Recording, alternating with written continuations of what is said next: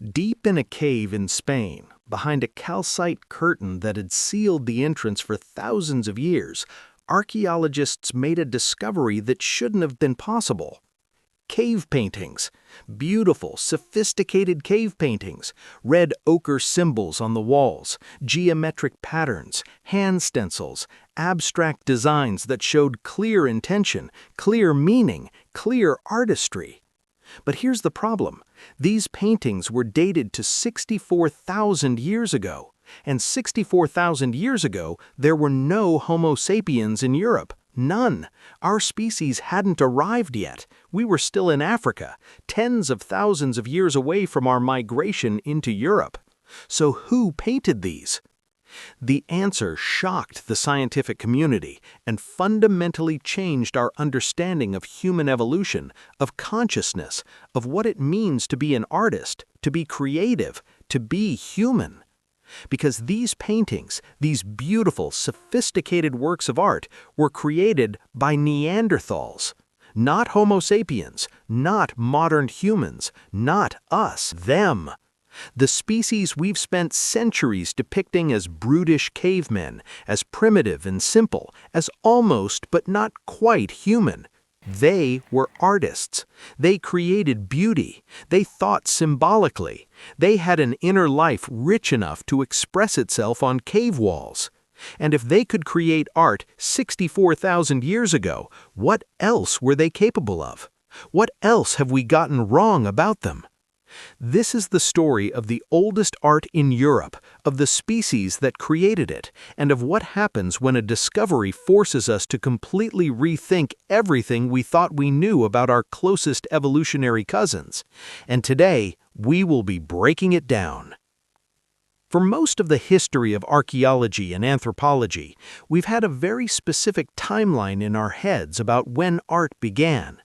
We knew that Homo sapiens, our species, started creating sophisticated art somewhere around 40,000 to 50,000 years ago. This is when we see an explosion of creativity in the archaeological record, what some researchers call the Upper Paleolithic Revolution, or the Great Leap Forward. Suddenly, the fossil sites start showing evidence of complex symbolic behavior. Cave paintings appear across Europe, stunning depictions of animals rendered in extraordinary detail. Sculptures are carved from ivory and stone. Musical instruments are crafted from bone. Jewelry is made from shells and teeth. Burial practices become elaborate, with grave goods and ochre pigments suggesting belief in an afterlife or spiritual realm. This was the moment, we thought, when humans became truly human, when we developed symbolic thinking, abstract reasoning, the cognitive machinery necessary for art, for language, for culture in its fullest sense. And Neanderthals? They lived in Europe for hundreds of thousands of years before we arrived. They made stone tools, controlled fire, buried the dead, even cared for the sick and injured. But art? That was our thing. That was what separated us from them. That was what made us special. Or so we thought.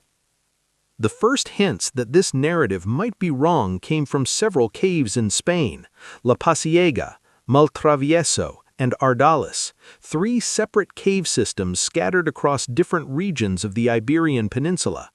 All three contained ancient art, paintings and engravings that researchers had known about for decades. But dating cave art is notoriously difficult.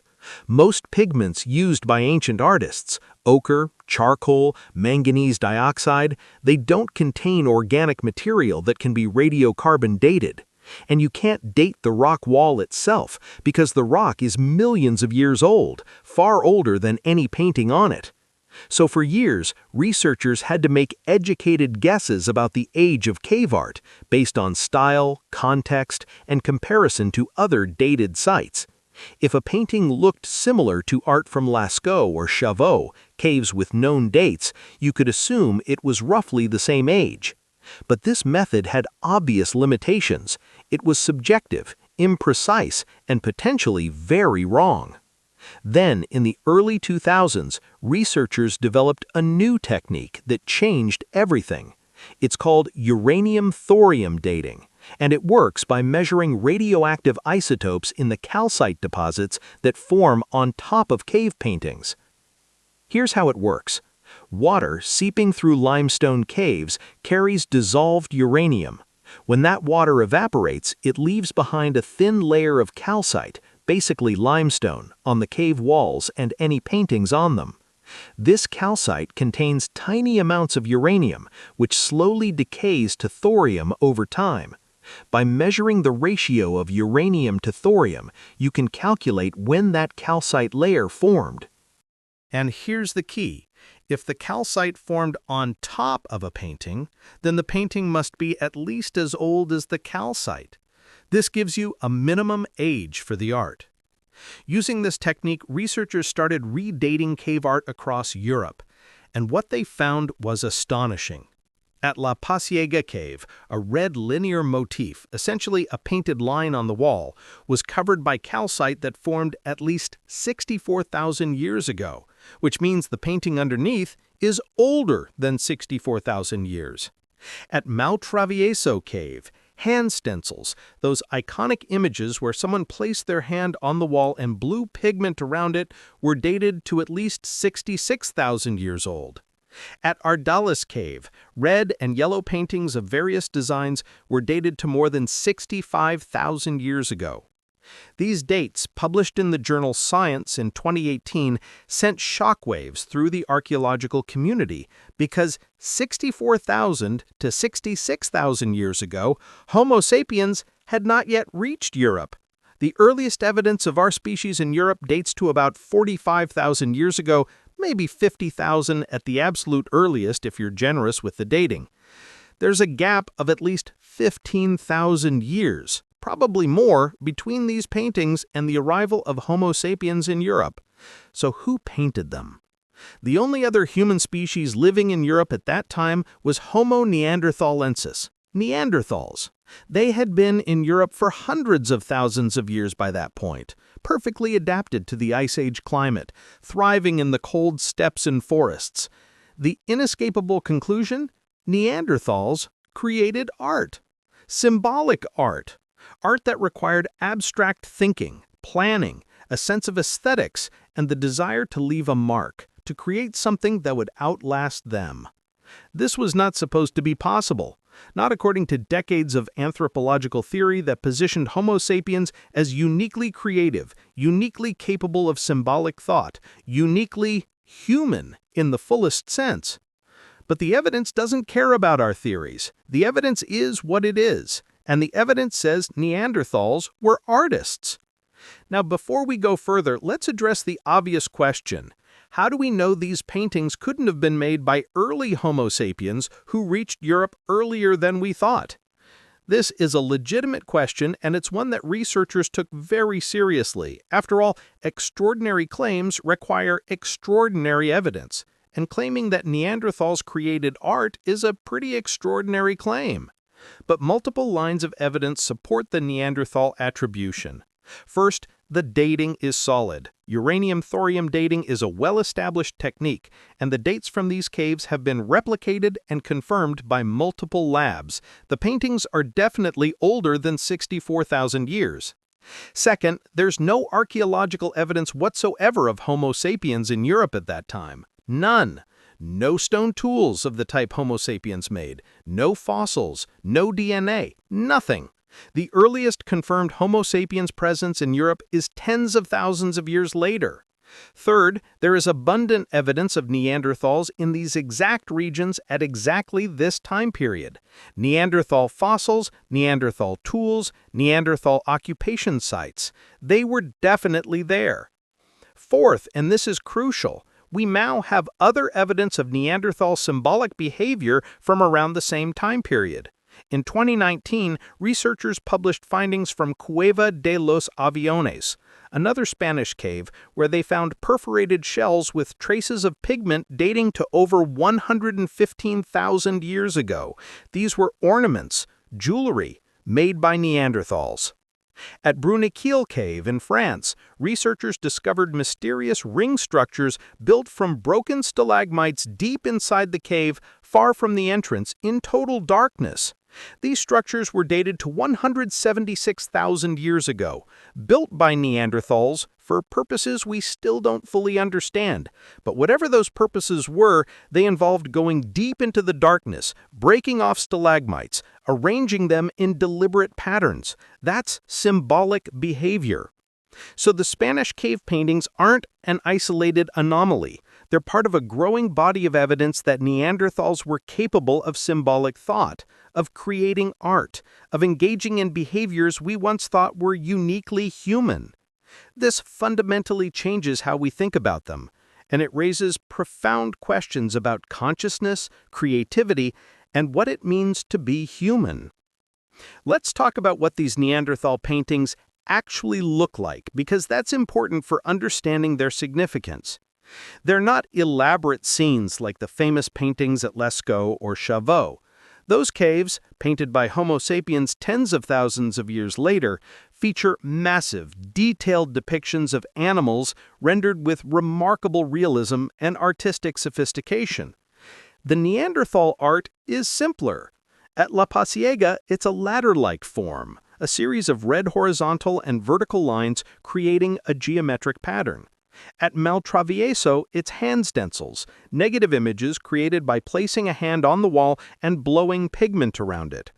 At Ardalis, there are various abstract designs, red and yellow markings arranged in patterns. Some people might look at these and think, that's not really art, that's just some lines and handprints. My toddler could do that. But that misses the point entirely. The sophistication of execution is far less important than the fact that it exists at all. Consider what creating even simple cave art requires. You need to gather materials, ochre or charcoal or manganese dioxide. You need to process those materials, grind them into powder, mix them with a binder like fat or water. You need to travel deep into a cave carrying a light source, a torch, or a fat lamp. You need to select a location on the wall. And then you need to make marks that have meaning, that represent something beyond themselves. That's symbolic thinking. That's abstract reasoning.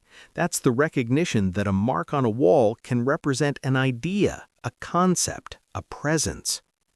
And the choice to do this, to spend time and energy creating something that has no immediate practical value, that doesn't help you hunt or gather food or build shelter, that speaks to an inner life, to consciousness, to the human, or in this case, Neanderthal, desire to leave a mark, to say, I was here, I exist, I matter. The hand stencils are particularly poignant. Someone, a Neanderthal individual, pressed their hand to the cold cave walls 66,000 years ago.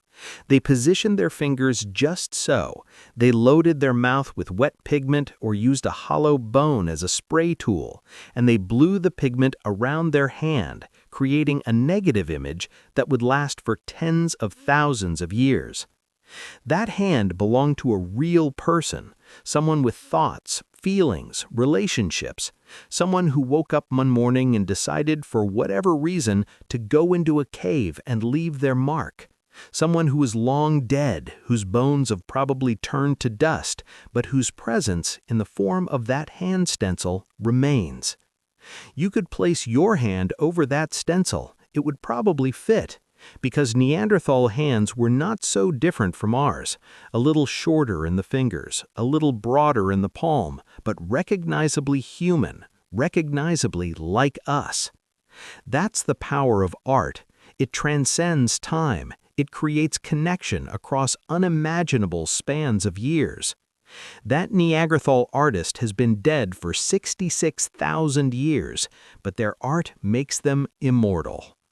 So what did these paintings mean to the Neanderthals who created them? What were they trying to communicate? The honest answer is, we don't know, and we probably can't know with certainty. We can't ask them. We can't read their thoughts. We can only look at the marks they left and try to interpret them through the lens of our own experience and understanding. But we can make informed guesses based on what we know about symbolic behavior in humans and to a limited extent in other intelligent animals. One possibility is that these markings were territorial, a way of saying, this space belongs to us, our group, our people. The same symbol appears in multiple locations within a region, like the geometric patterns in Spanish caves. Maybe these were the equivalent of a clan symbol, a logo, an identifier. Modern hunter-gatherer groups often have distinctive markers, patterns in their tools or decorations that identify which group made them. It's not unreasonable to think Neanderthals might have done something similar. Another possibility is that the art was spiritual or religious. Many modern cave paintings by Homo sapiens are believed to have shamanistic or ritualistic significance. The deep, dark caves were special places, separate from everyday life, perhaps seen as portals to a spirit world or realm of ancestors. Neanderthals buried their dead, sometimes with apparent care and possibly with symbolic objects. They gathered unusual objects, crystals, fossils, shells from distant coastlines. These behaviors suggest they had some form of belief system, some way of making meaning beyond the purely practical. Creating art in caves, especially deep in the dark reaches far from the entrance, might have been part of ritual practice, an offering to spirits, a prayer for successful hunting, a coming-of-age ceremony. We simply don't know.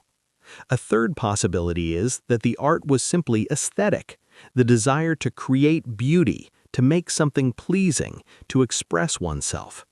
We tend to assume that art must have deeper meaning, some symbolic or spiritual purpose.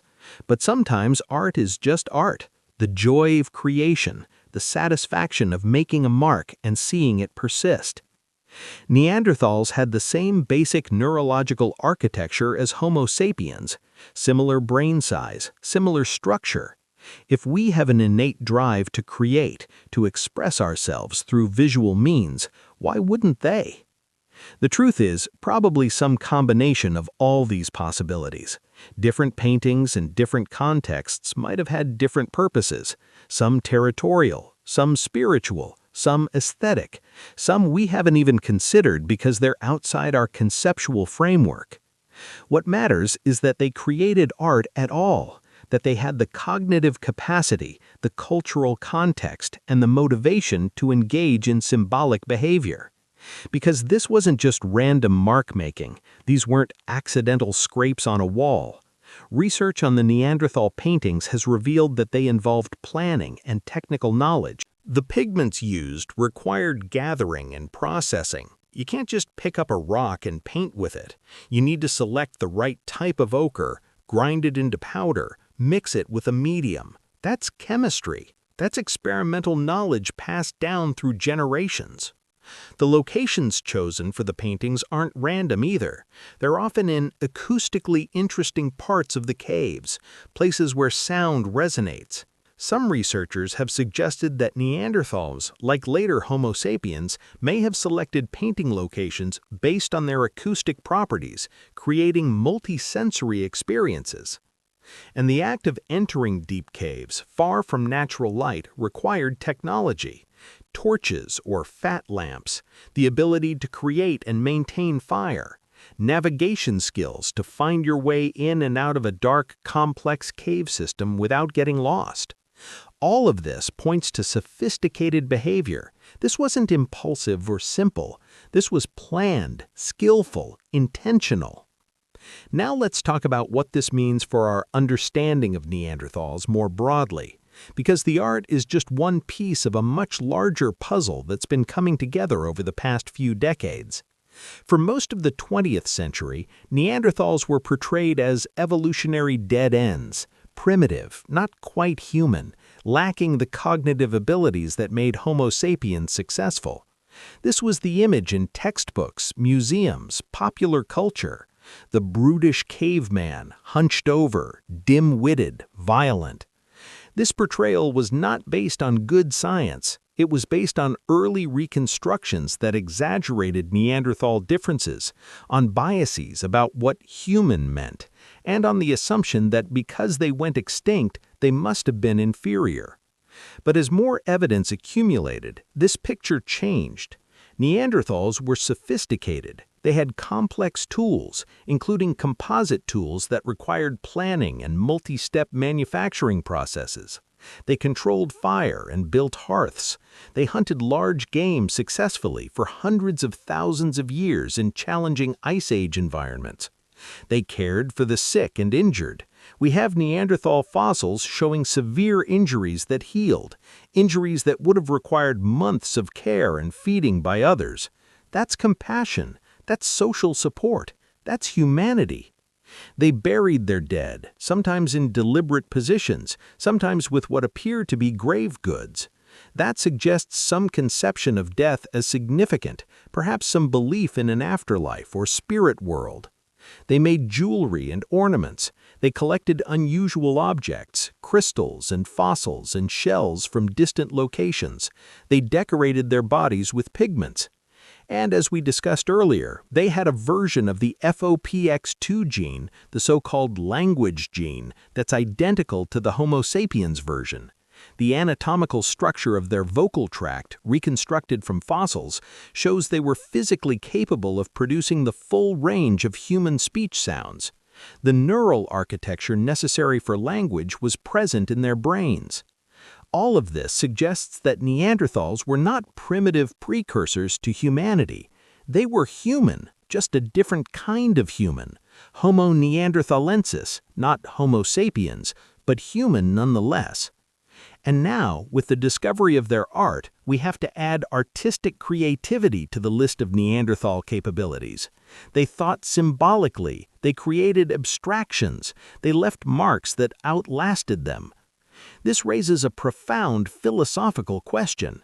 If Neanderthals could do all these things, create art, use language, bury their dead, care for each other, then what really separates them from us? What makes us human and them not? The traditional answer has been that we're Homo sapiens and they're not. We're the same species as all modern humans and they're a different species. But is that a meaningful distinction? We now know from genetic evidence we discussed in earlier videos that Homo sapiens and Neanderthals interbred extensively. If you have ancestry outside Africa, you carry Neanderthal DNA, probably 1 to 4% of your genome. Those hybrid offspring were viable and fertile. Their descendants, us, are walking around today. In biology, the traditional definition of a species is a group that can interbreed and produce fertile offspring. By that definition, Homo sapiens and Neanderthalensis might not be separate species at all. They might be subspecies, variants of the same species, like how wolves and dogs are both Canis lupus. Some researchers have even proposed dropping the species distinction entirely and referring to them as Homo sapiens neanderthalensis, making them officially part of our species. Whether we do that or not is partly a matter of semantics, but the deeper point is that the line between us and them, between humans and Neanderthals, is far blurrier than we once thought. They weren't brutish others. They were complex, intelligent, creative people. People with inner lives, with culture, with the ability to think symbolically and express themselves through art. And if they were people, if they were human in all the ways that matter, then their extinction is not just an interesting evolutionary footnote, it's a tragedy. It's the loss of an entire branch of humanity, with their own unique cultures, languages, ways of seeing the world, all gone. The only traces that remain are their bones, their tools, and now, thanks to these discoveries, their art. Silent messages from the deep past, handprints on cave walls saying, "We were here, we existed, we mattered." Let's talk about one more aspect of this story that I find particularly moving: the handprints. Handprints appear in caves across the world, created by different peoples at different times. They're one of the most universal forms of prehistoric art, and they're deeply, profoundly human. A handprint is the most personal mark you can make. It's literally your body, your unique fingerprints and palm lines pressed into permanence.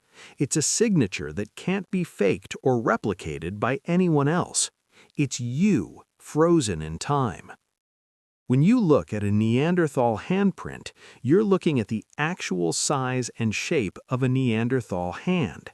You can see how their fingers were proportioned, how their palm was shaped. You can imagine that hand gripping a spear, holding a child, touching a loved one's face. That hand belonged to someone real, and when they placed it on that cave wall in blue pigment around it, they created something that would outlast them by tens of thousands of years. Did they know that? Did they have any conception that we, modern humans from a future they couldn't imagine, would look at their handprint and feel a connection across time? Probably not.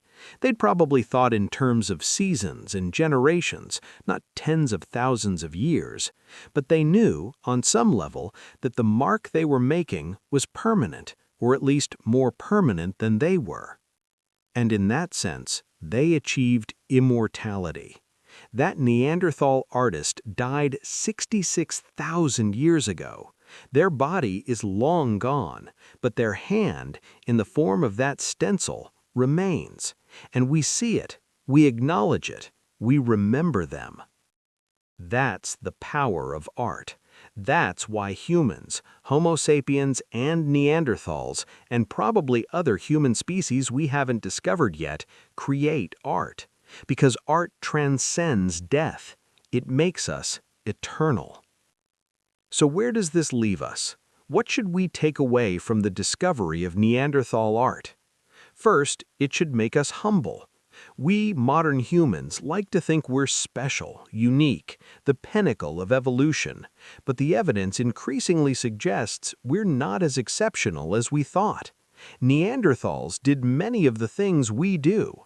They thought symbolically, they created art, they had language, they had culture. We succeeded where they failed, in the sense that we're still here and they're extinct, but that success was probably due more to luck, to being in the right place at the right time, to demographic advantages, than to any inherent superiority. Second, it should change how we think about intelligence and consciousness. For too long, we've assumed that there's a clear line between intelligent enough to be human and not quite there. But intelligence and consciousness exist on a spectrum. Neanderthals were on that spectrum, probably very close to where we are. And if Neanderthals were that close, what about other animals? What about other hominins we've discovered? What about species that might exist in the future? The Neanderthal art forces us to reconsider what consciousness means, what thought means, what it means to be a person worthy of moral consideration. Third, it should fill us with wonder. The fact that two separate human species, Homo sapiens and Neanderthalensis, independently developed the ability and the desire to create art, that suggests art isn't just a cultural invention. It's something deeper, something built into what it means to be human in a broad sense. Art is how we process the world, how we make sense of existence, how we connect with each other and with something larger than ourselves, how we transcend our mortality. Neanderthals felt that same drive, they had that same need, and they left us their art as proof. Finally, it should make us think about legacy. What marks are we leaving?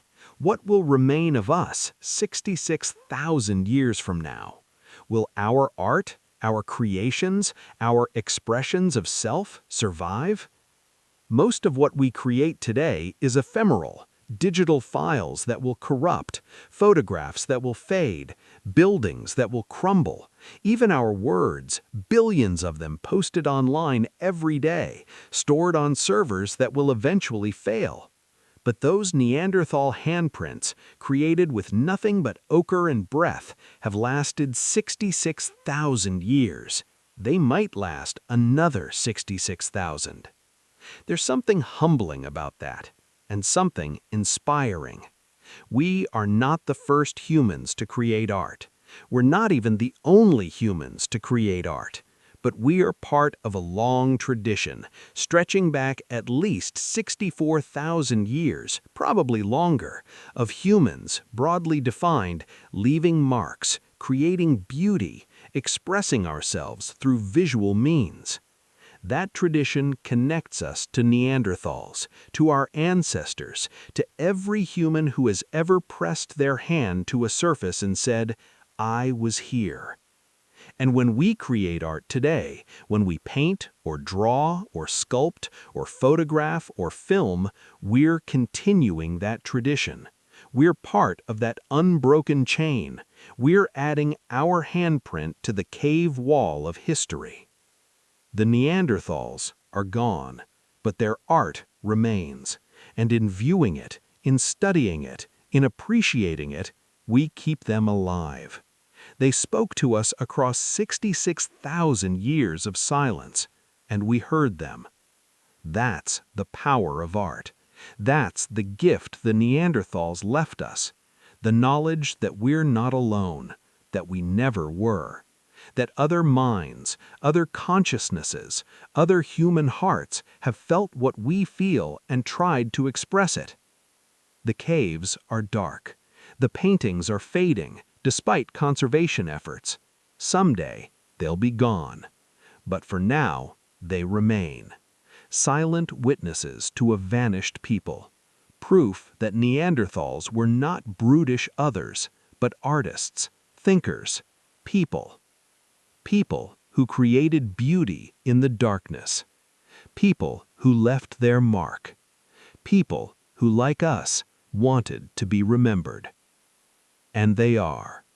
Thanks to their art, they always will be. Thanks for watching. If you enjoyed this exploration of Neanderthal art and what it reveals about our closest evolutionary cousins, hit that like button. Leave a comment below telling me what you think. Did this change how you see Neanderthals? What piece of cave art would you most want to see in person? And don't forget to subscribe for more stories about human evolution, prehistoric art, and the discoveries that reshape our understanding of who we are and where we came from. I'll see you in the next one.